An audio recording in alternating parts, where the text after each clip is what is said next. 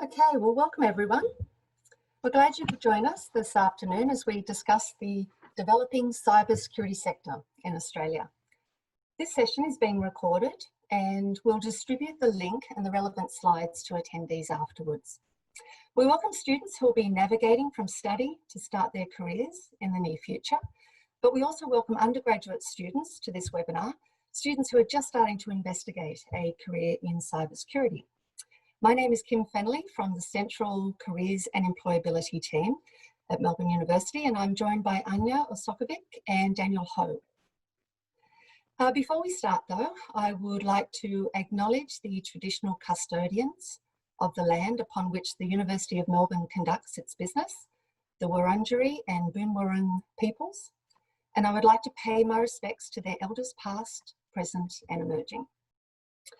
I'd now like to introduce our panellists. Firstly, Ms. Ruchi Chen, Security Analyst with Deloitte Risk Advisory. Ruchi completed a double degree in Economics and Law at Nankai University and later completed her Master's degree in Information Systems at the University of Melbourne. Ruchi started her career in cybersecurity with Deloitte as an intern in 2018. Upon completing her degree, she joined Deloitte in July 2019. Ruchi has a breadth of knowledge in cybersecurity domains, having both facilitated cyber assessments for organisations, but also driven remedial efforts across data protection and privacy areas. And Mr. Vincent Hardy, Security and Cloud Sales Specialist with Telstra Enterprises. Vincent completed his Bachelor of Arts majoring in Geography at the University of Melbourne in 2016. While studying at Melbourne, he completed internships at Telstra and Westpac, and also worked as part of a team supporting the university's IT services in lecture theatres and tutorial rooms. As part of Telstra's graduate program, Vincent worked in a variety of roles across project management, marketing and business development. He now supports enterprise and government customers to improve their cybersecurity posture and respond effectively to the changing IT landscape. His interests include the intersection between cyber and physical security and the opportunities and challenges presented by cloud computing. So welcome to our two panellists. Just a note for the students listening today, we invite you to use the Q&A feature throughout the panel discussion, and we'll do our best to address as many of those questions towards the end of the session. Okay, but now let's get into the topic, the cybersecurity industry in Australia. It's a small sector, but one that is transforming from business enabler to a business sector in its own right. As a sector, it's anticipated to employ 31,600 people by 2026, and this is up from 19,500 in 2017. Cybersecurity is a growing risk area, or growing area of risk for businesses, and COVID-19 has just highlighted that risk, with an increase in online shopping and with significant proportions of our workforce and of course our students working and studying from home without those traditional security measures. So let's now turn to our panellists and to learn about their cybersecurity work. Ruchi, if we can start with you, what does a security analyst at Deloitte Risk Advisory do in practice? Hi, everyone. It really depends on which area they're in. So generally speaking, I would just take myself for example. So my daily work as a cybersecurity analyst in Deloitte actually are divided into two parts.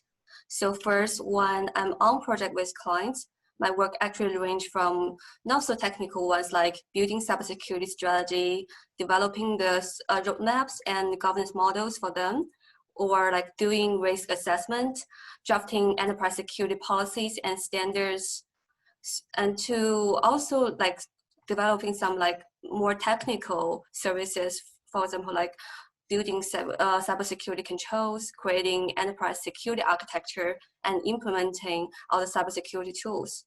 And another part of my life actually is when I'm off the project. I help the team with business development work, like prepare proposals, creating marketing artifacts, and supporting different initiatives in the firm, like women in cyber, which we can talk about later, and privacy team information sharing and let and learn session, which we raise the awareness within the firm about how to safeguard their information and safeguard our client information. Okay, how large is the cyber team at Deloitte? I'd say it's around 120 people in our team across Australia. Great, okay. Thanks, Richie. Vincent, your position at Telstra. Can you talk to us about your role? What does a typical day look like for you? Well, thanks, Kim. I work as part of the enterprise and government sales team primarily, and so my work day to day is supporting a sort of broader Telstra account team who cover the customer across all ranges of technologies, including unified communications, mobility, that sort of traditional data and internet connectivity. And so security and cloud kind of forms a holistic part of that discussion. And as part of that, I look after a wide variety of customers in the state government and education verticals primarily. And so University of Melbourne is one of my customers. And so we work really closely around, quite similar to Richie, around, we're responding to proposals, we're actively engaging customers around where is their cybersecurity strategy going and how can we help across professional services in terms of building out that governance risk compliance strategy, as well as working with our partners across the industry to provide hardware and software that can help them reach their cybersecurity goals. Yeah, okay. I'm really interested in how you both moved into the roles that you're currently in. And I actually suspect from your undergraduate courses that you probably didn't anticipate working in cybersecurity.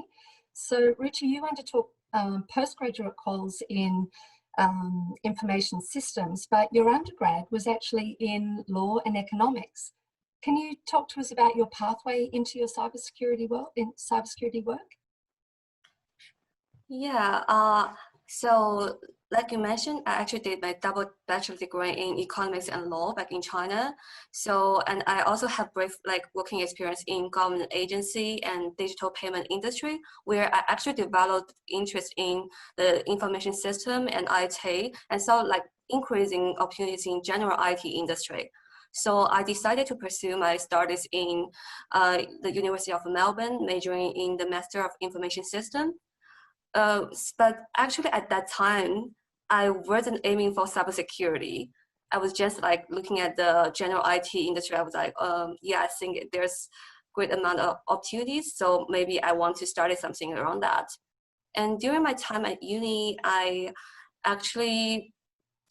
first did part-time work as an academic support worker, where I actually supported students with disability to have equitable access to their classes. So providing some note-taking or workshop facilitating or risk aiding services. But, at that time, I'm still not sure which area in IT I want to get into.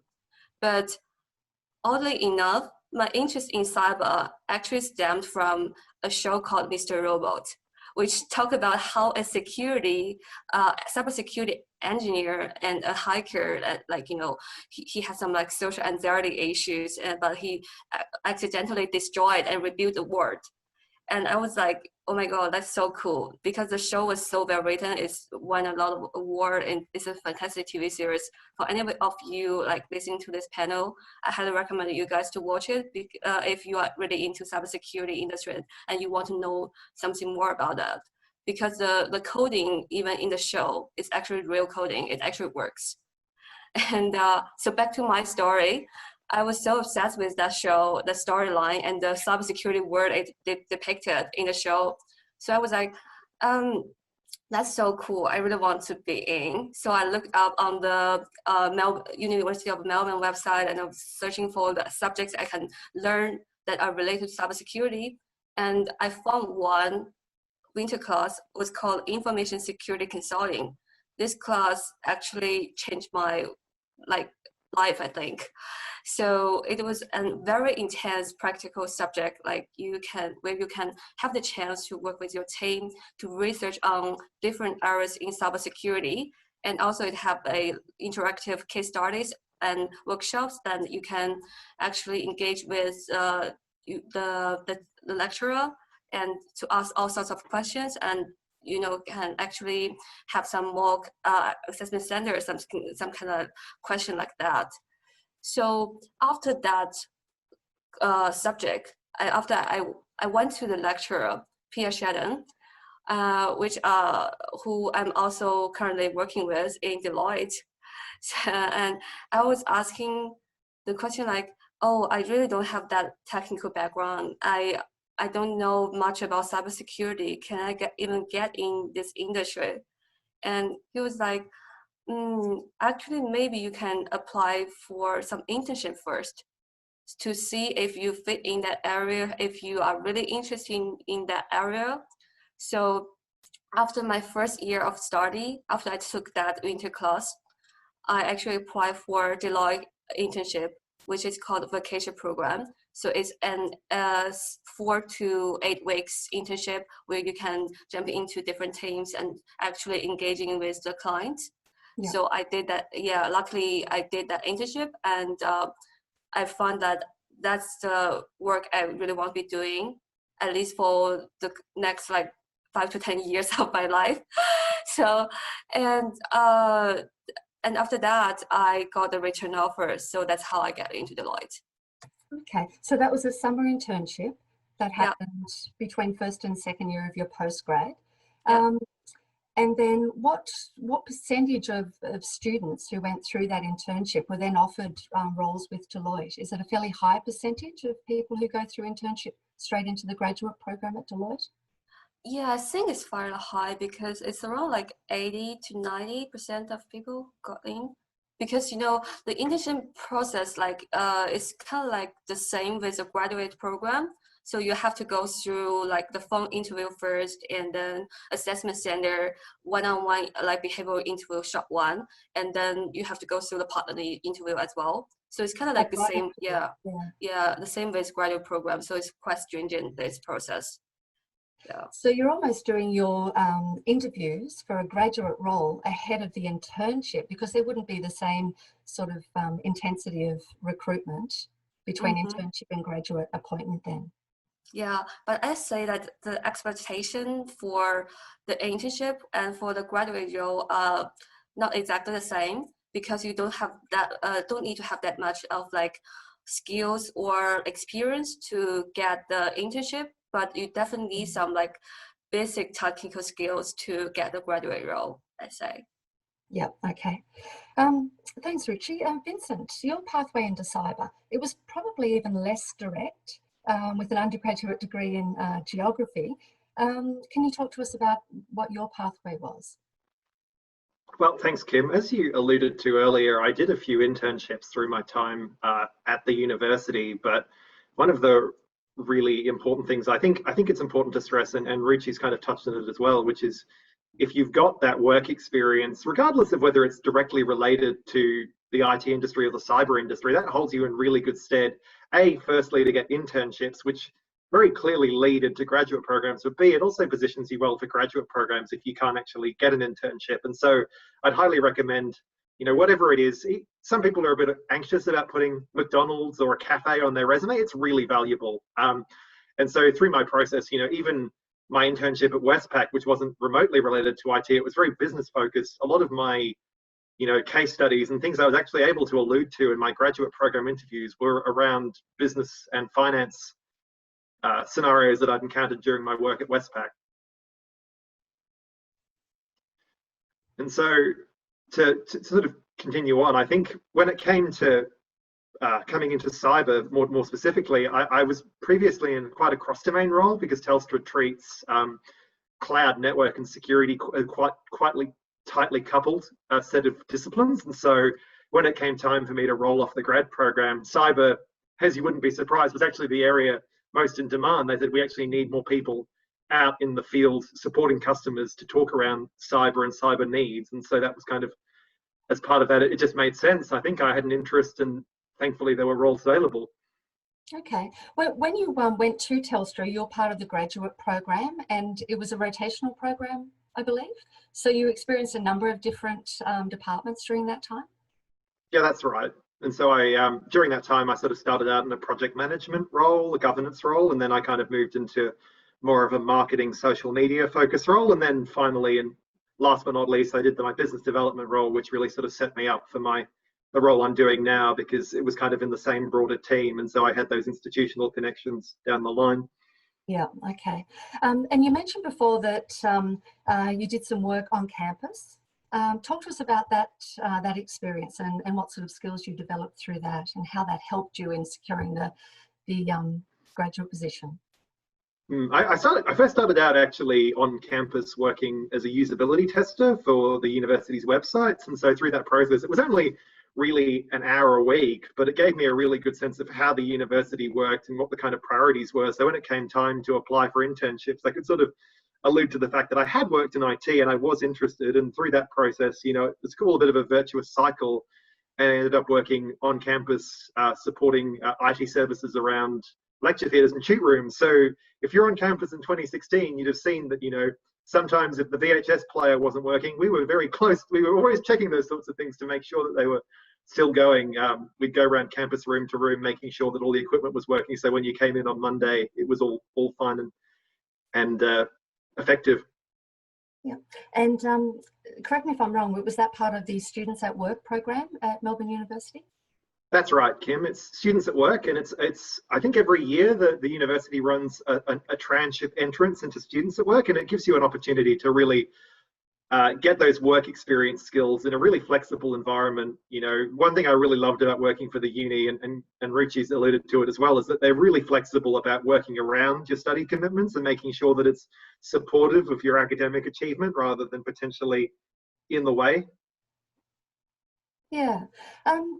Okay, so networking's obviously very important as well. And Vincent, you were saying that in one of your internships, you were able to develop networks that actually helped you during your graduate placement. Yeah, that's exactly right. Ironically, my old manager, when I was on my internship, actually knew the manager that hired me onto the grad program. So it was very fortuitous. I think sometimes, and this is across the industry, given cyber is a very small industry, if you've worked for people in a particular individual firm or company, there's a high probability that someone else in another firm or even in the same firm will know who they are. And so you've actually you build some really good credibility through that process. Yeah, great experience, and yeah, build a reputation. There are lots of avenues though for students to actually meet professionals in cybersecurity. Richie, you had some suggestions for students in how to build their professional networks. Can you talk to us about those? Yeah, I say like go to as many events as you could. So you can search on like maybe if you join some Facebook groups or even some meetup groups. So, and also there's some professional group as well. So some, for example, like for Women in Cyber, we have a Australian Women in Cyber committee where you can join, and they're posting a lot of events on that as well. And also for like company specific, for example, Deloitte, we have the Insights Night and also the Insider program where we have like 3 to 4 days of intensive like, you know, workshops or like even some experience like programs. You can engage with our team and see like, you know, what they are actually doing and what issue they are facing, and also you can get valuable advice from the professionals. And I'm pretty sure like Vincent, like I think Telstra will have similar events as well. That's exactly right. And I think, you know, in addition to that, you've also got a lot of the industry associations like ISICA and ASA, the Australian Information Security Association, run a heap of student-focused events and competitions to really sort of give yourself a chance to shine. And they're all judged by academics and people from the industry. So you get really good experience around, you know, what does a cyber job look like day to day and how does it actually work? And how do you translate that learning and understanding you get from your degree through to a real life cyber job? Yeah, okay. Let's look at the impact of COVID-19 and the impact it's had on this sector. Can you both talk to me about what you've witnessed in your roles? How have your roles changed? Vincent, you might like to continue on with that question. Sure, of course. I think initially and I'll try to keep this as non-technical as possible. One thing that we've seen from my customers has been, especially I deal with a number of smaller customers as well. Their biggest challenge is a lot of their cybersecurity structure and where they put the money in terms of investing in protection has been focused on their head office or their actual physical locations as where they're expecting their people to be. And so through the process of COVID, as you know, working from home or learning from home, you're suddenly outside of that sort of sphere of protection, that bubble that corporations so previously used in order to protect their staff. And so there was a lot of pressure on them having to buy new things and change policy and really uproot their strategy or their structure to support COVID when they weren't expecting it. And so, you know, the customers I've seen that actually worked the best already had a plan in place for what would happen if I actually needed all my staff or all my customers to be outside of that protected bubble. Yeah. And Richie, can you talk to us about the impact of COVID on your work? Yeah, I actually totally agree with what Vincent has just said. But like for me, it's actually have two sides. Like on one side, it actually brings us more work because like our clients are becoming more vulnerable and they are engaging us more to see like how we can protect their employees and how we can protect their data and informations. But on the other hand, because like our client is actually, you know, their work is dropping and the economy, you know, in general, the economy is getting weaker. So that's why I think they don't have enough budget or work. So yeah, so it's kind of like, you know, but for me personally speaking, I think my work is actually increasing as generally, yeah. Okay, so it is the amount of work that you're experiencing is increasing, but potentially the volume of clients in the short term may Yeah. Yeah. Are we seeing a change in the nature of the cyber threats at the moment? Not in the nature. I mean, the types of cyber threat is are still the same, but we can see like the certain type of threats, like for example, like phishing emails, you know, some dodgy emails. That's kind of like, you know, it's increasing because like employees are outside of their office, so they tend to be more relaxed, let's say. So they tend to just randomly click on some dodgy email. So yeah. Richard, we might stay with you for this next question. There are so many specialty areas within cybersecurity. Is choosing a subfield and becoming an expert in that subfield a good strategy to grow your career in this industry, or do you think the key is actually to remain a generalist? So for me, personally speaking, my goal is actually to become a generalist. But I do respect everyone who actually find their interest and they want to focus on one certain area and become a specialist. I respect that. But for me, because I really get bored so easily, so I tend to like try different stuff. So that's why I want to become a generalist. So I think it basically just depends on what kind of person you are. So what kind of career you want to choose. There's no like good or best thing about that. As long as you find the thing you really want to work in and you put every effort in like finding your pathway and how to develop your skills, that's okay. Okay. Do you have a view on that, Vincent, whether specialist, I guess in your personal circumstance, suits you better or becoming a more of a generalist in the future? I think really in terms of the nature of cybersecurity, like I'm a cybersecurity and cloud specialist, and you say that, and it's actually a huge variety of, it's a massive patch to cover. And I really respect some of my colleagues because we're in the kind of industry where you can be a generalist and say, I cover cyber across a whole range of domains, whether that's firewalls or actually protecting individual computers or what we call endpoint protection or cloud security or surveillance, whatever the case might be, you can be a specialist. I've got colleagues who are actually specialists in individual technologies, and they make a really good, they actually can last their entire careers just focusing on one particular area. So as Richie says, it's really just, what would you prefer? Do you want to be that jack of all trades where you can offer some value across the spectrum of technologies and processes and people that we see in the industry, or is it something where you think, I'm really passionate about this particular area because I feel like my customers or my own company really need to improve there. Yeah. Okay.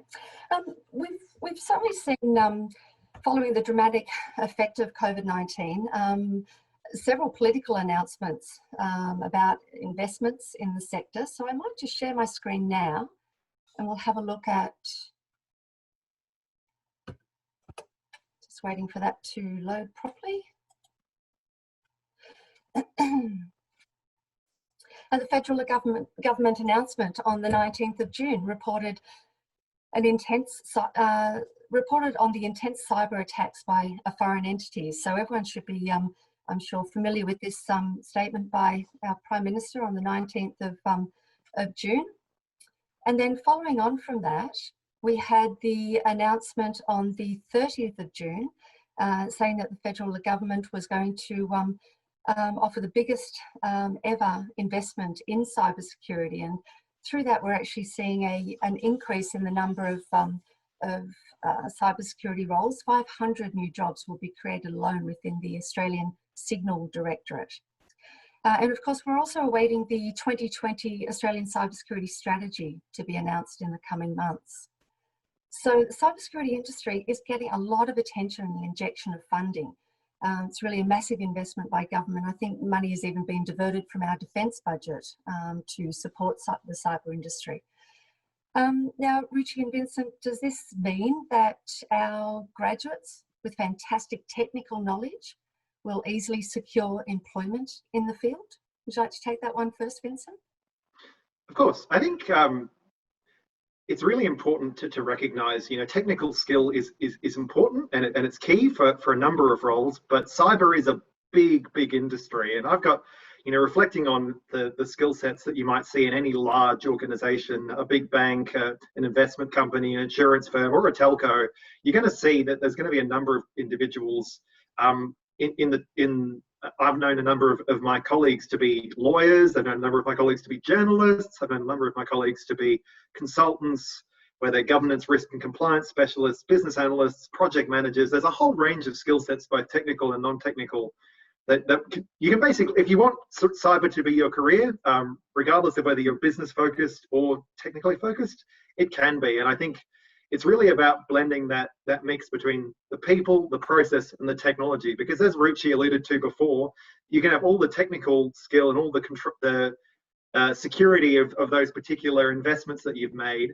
But if someone clicks a dodgy link because they're not because your organization isn't cyber aware or cyber secure from a knowledge perspective, then you suddenly have a breach and you're dealing with a crisis all of its own.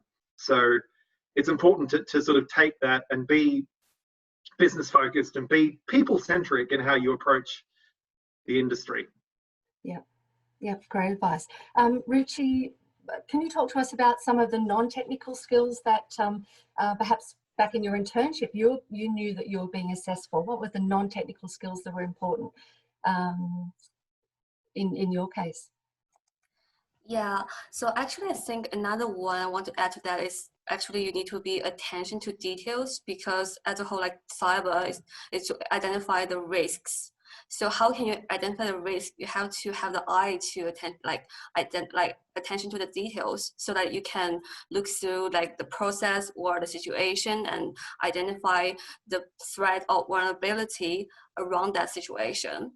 And based on that, another point is like you have to have a risk mindset, so that you have to be aware of the risk around this area, around this project, and around this organization, so that you can work on the when you are working on a project for the client or for your own organization, you should have the ability to identify that. And also another really important point, I think, is team working skills. Because at the end of the day, you have to fit the culture of the organization. You have to be able to be working in a team. By saying that, I'm not saying like you have to be an extrovert or anything, because for me, myself, I'm an introvert. So I heard from a really good thing is like, so how can you identify an introvert and an extrovert? It's like when you are engaging with people, extrovert is actually you gain a lot of energy through engaging with people, but introvert, it takes a lot of energy out of yourself by engaging with people. For me, I'm the person like that. But you don't have to be that outgoing. You only need to be able to, assist the team and, to fit in the team culture that will work. Yeah, now teamwork is very critical. And I'll show students some statistics on this now. So if I just share my screen again, it's just very slow to load, but I'll be able to change screens in a sec.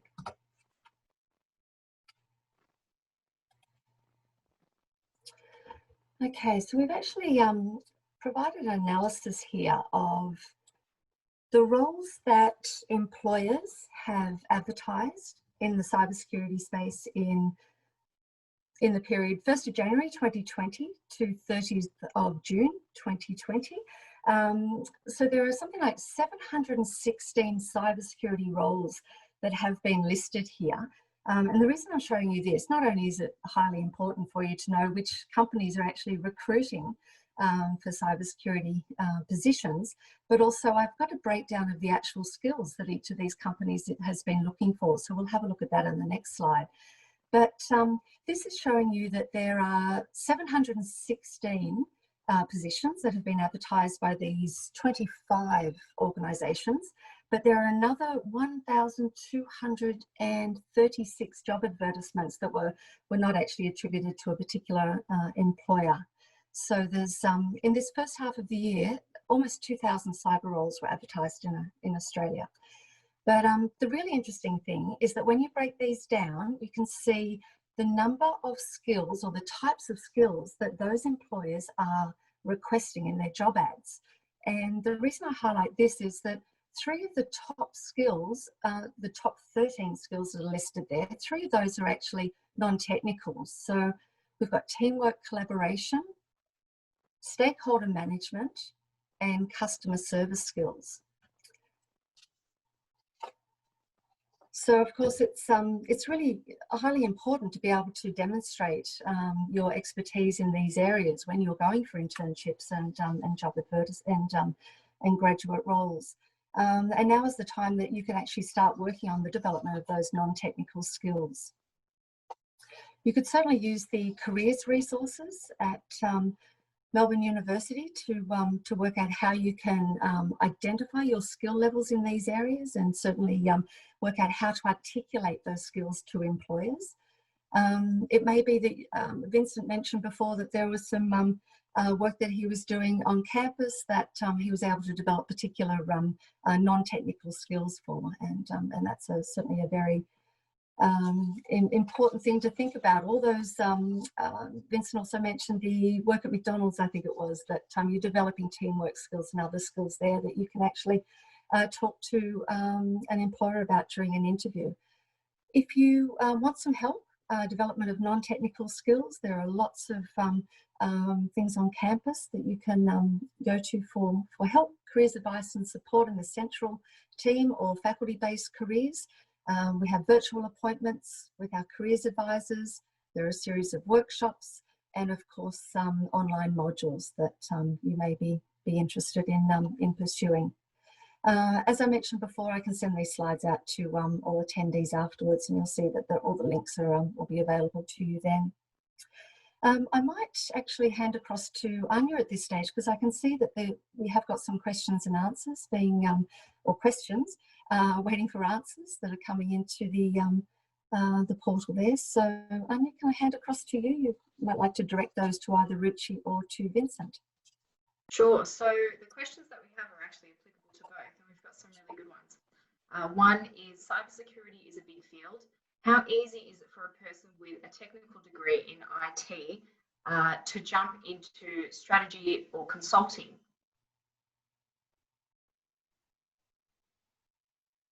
Did that come across? Yes, thanks. Sorry. That's okay.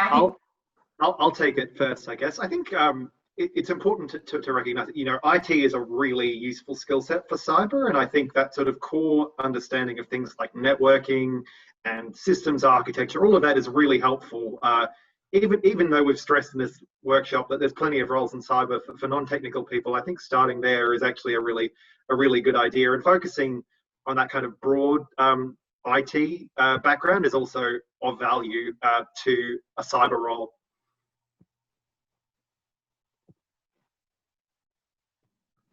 Richie, did you have any insights?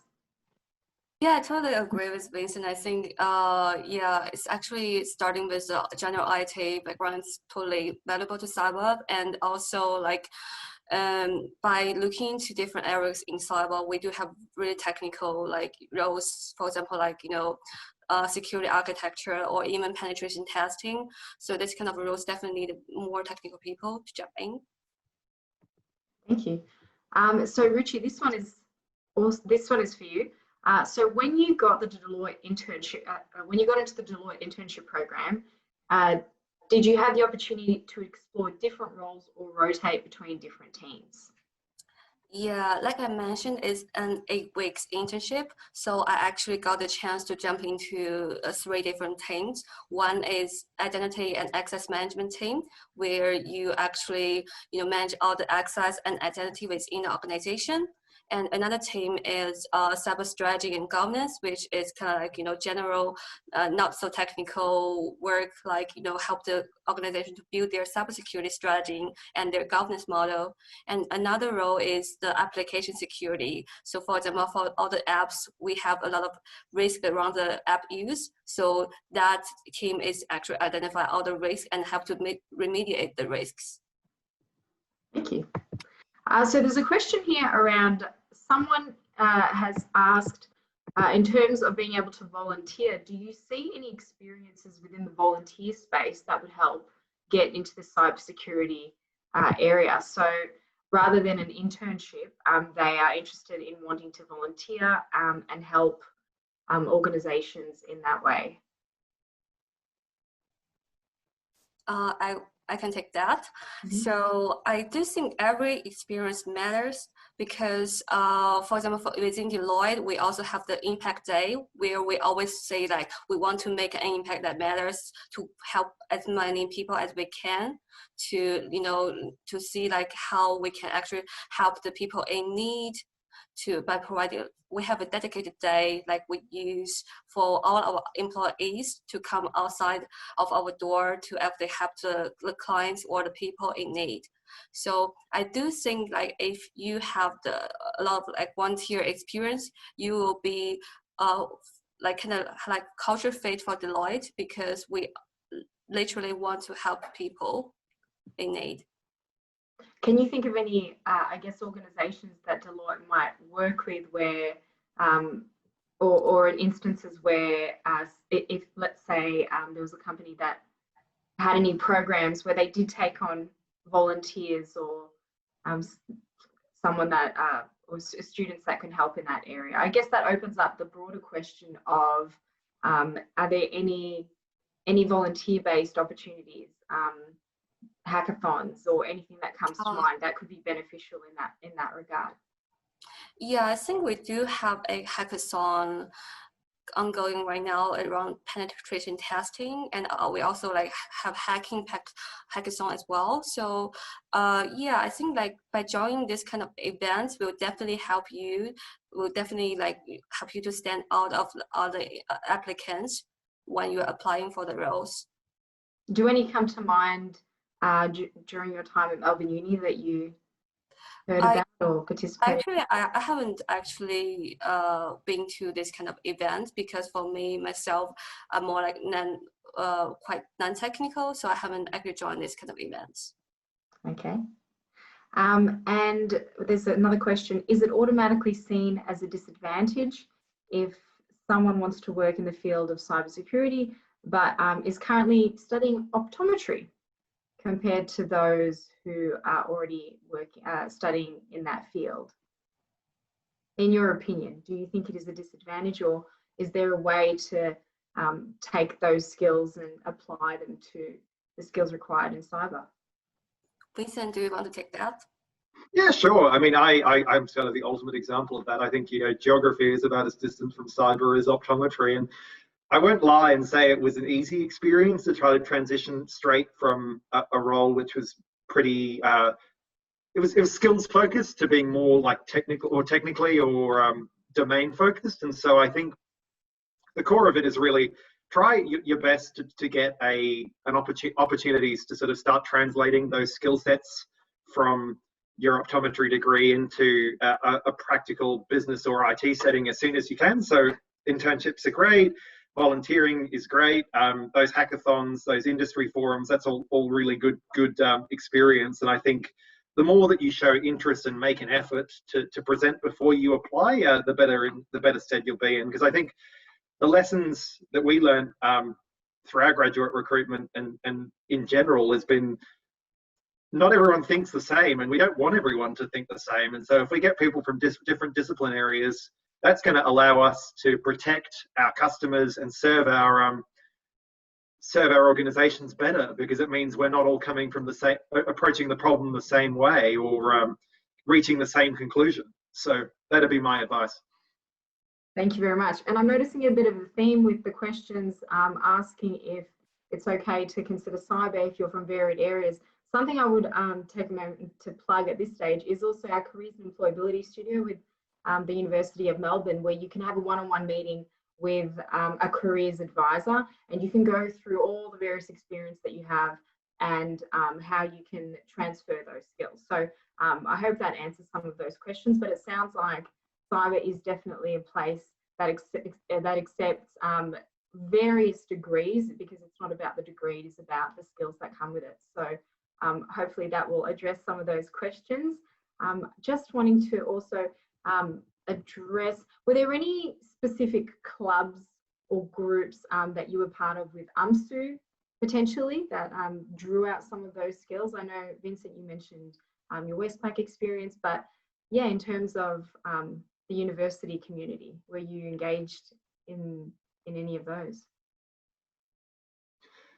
I mean, I guess I was more business focused during my time on the campus. So I was part of the Economic Student Society, Financial Management Association, a few of the commerce clubs, I guess, but I'm sure IT has a similar bent. And so if you're interested in IT roles or even business roles within IT companies, like you'd find at the likes of a Telstra or a NAB, I'd recommend you look on the faculty websites, because they often have, you know, directories of all the different clubs and societies that support the different vocation areas, and you'll definitely find something that's right for you. And I'd recommend you just go along to events. I mean, if they're anything like what we've experienced at Telstra, you might find that their volume has declined somewhat during this COVID period, but you'll still find that they're running sessions, they're doing virtual networking, they're trying to get everyone involved. And I'd highly recommend you try those.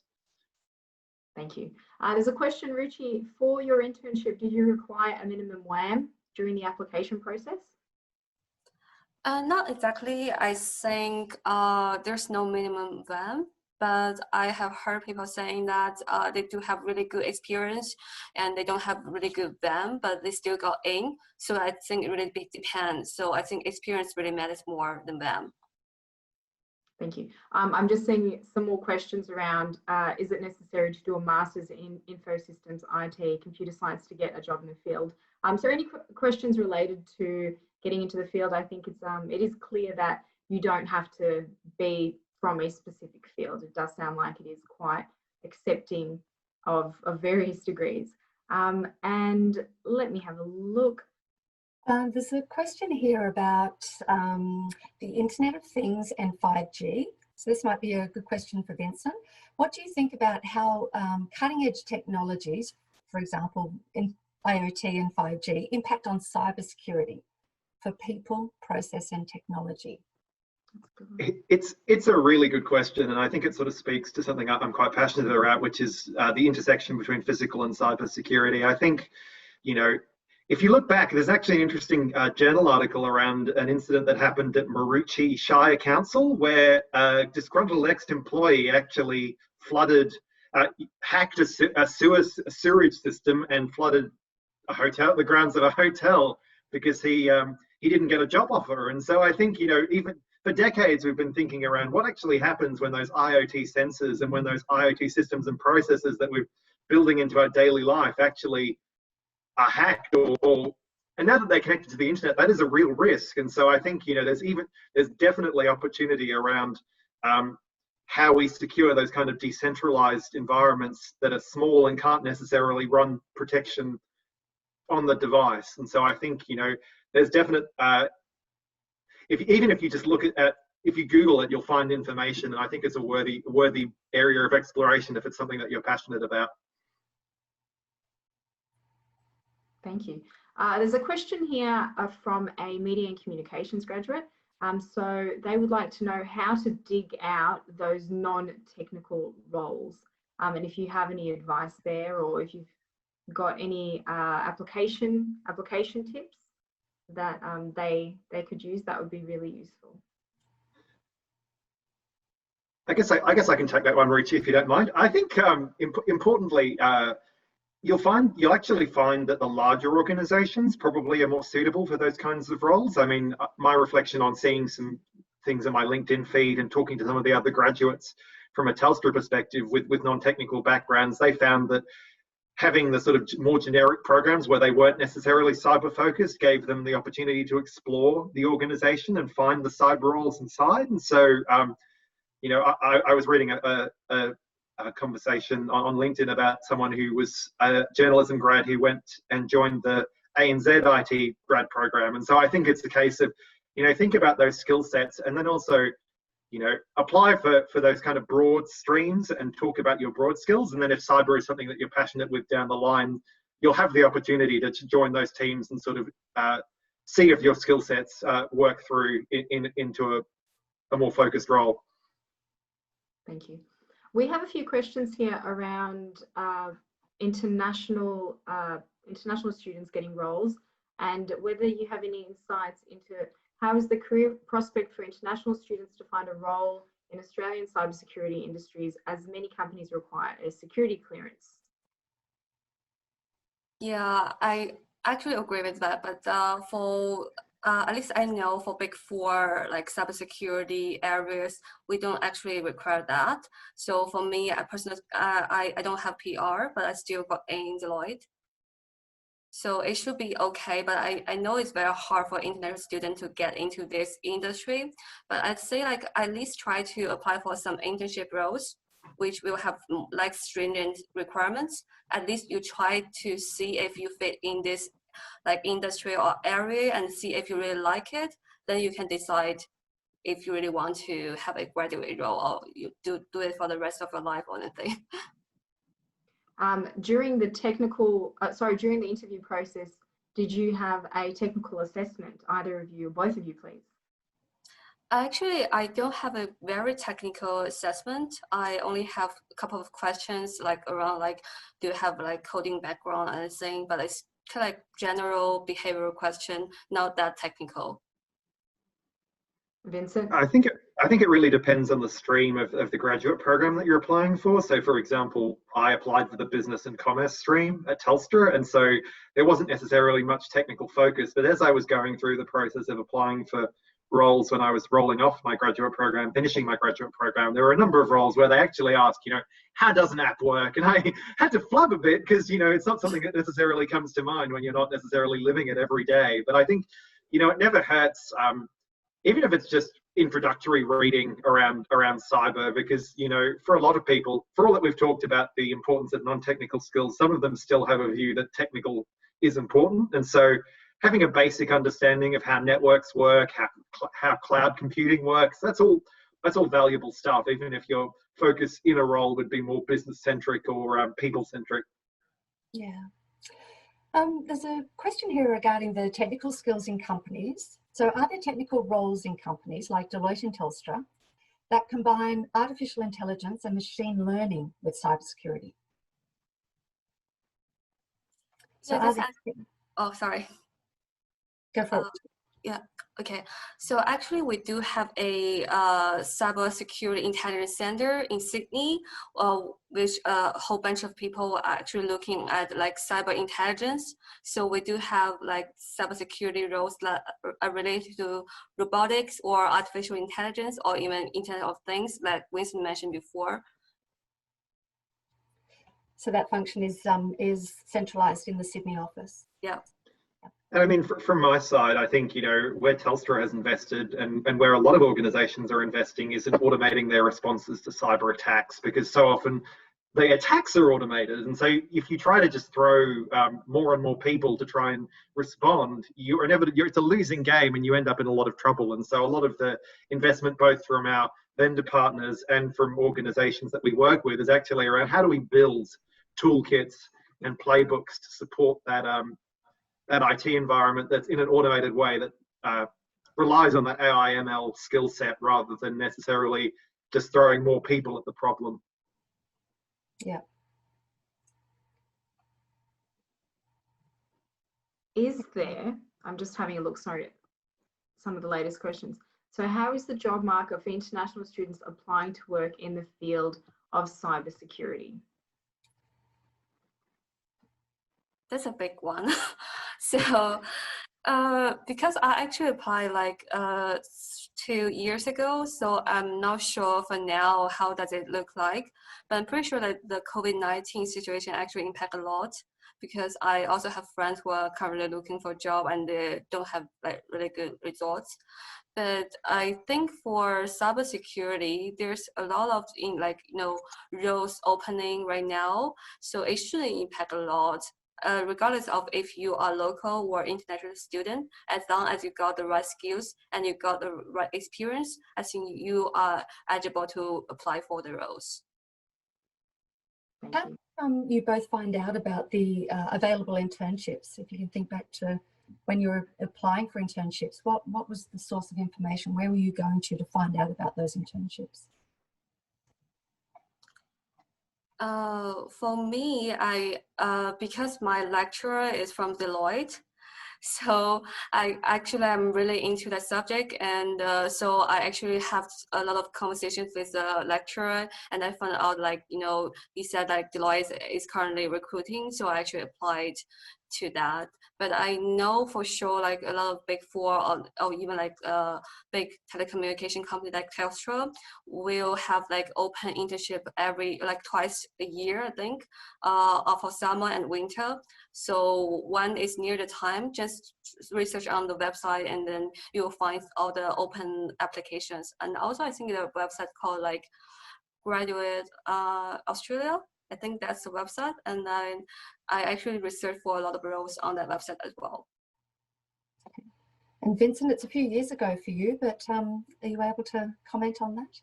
I think it's really good to focus on those kinds of resources like Graduate Australia, Grad Connection. There's a lot of places where prospective employers are advertising. The other place I would suggest you take a look is the Whirlpool forum, whirlpool.net.au. They have a whole section on graduate programs and internships that people are posting back and forth around what their experiences have been and where they've been applying. And so there's a lot of firms there that I discovered that I didn't realize were recruiting until I went and took a look there. So that's another good resource too. Yeah. And of course, sorry. There's always a series online that is run by the University of Melbourne Careers and Employability team that will list all internship opportunities that that we're advised of. Yeah. Sorry, Richie. Yes, all right. I just think of another app we can use is LinkedIn. So I always research on LinkedIn and see whoever is working in the company or the department I want to apply for, and see if there's the University of Melbourne alumni inside that company, so I can talk with. So for example, I also started in University of Melbourne and I'm really interested in this position. Do you have some time that we can talk through, maybe have a cup of coffee, catch up or anything? Just reach out to people, reach out to alumni. It's kind of like a committee you can always utilize. Yeah, LinkedIn is fantastic for professional networking, but what students also have access to is the Ask Alumni program.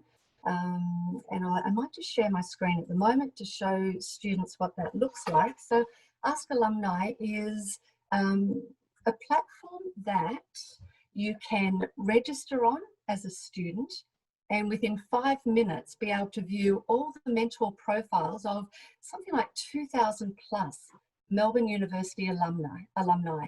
And they have already offered to provide careers guidance and insights into their industries and their jobs. So they've already offered to support students. So this is like a mini LinkedIn. This is the best way for students to actually get, I guess, the chance to develop their confidence in a professional networking environment before perhaps going to LinkedIn. And there's the URL, I'm just sharing that with you now. But as I mentioned before, we shall send those links out and these slides out at the end. But we've come to the end of our webinar now. I'm not sure, were there any other comments from the panel before we close up? I think, Vincent, you did want to make a comment about, you're obviously here today representing your own views as opposed to officially Telstra's views. Did you want to just mention that? No, it's all good. I think, you know, just I'm not representing Telstra internal cybersecurity in any way, shape or form. These are all just my own opinions, and I wish you all the best of success. I think the stuff we've stressed around, you know, backing yourself, you know, I didn't think when I was second year art student that I had any hope in hell, but I just kept going and trying and applied for dozens of programs, and you know what, some stuck, some didn't, but we all have our own journey into the industry, and I think you're all clever and capable people. Just remember that. Yeah. Any final comments, Richie? Yeah, for me it's the same. Here just like sharing my personal opinions, not representing Deloitte. And also I think in this difficult time, hope everyone who joined this call take care of yourself and stay safe, and hope for the best of your future. Yeah, well, thank you very much to our guest speakers today, Richie Chen and Vincent Hardy. We're very appreciative of you sharing your insights and career journeys with us today. And we've got a little thank you coming out to you in the next few days. But that's it for the webinar this afternoon. So thank you all, and good afternoon.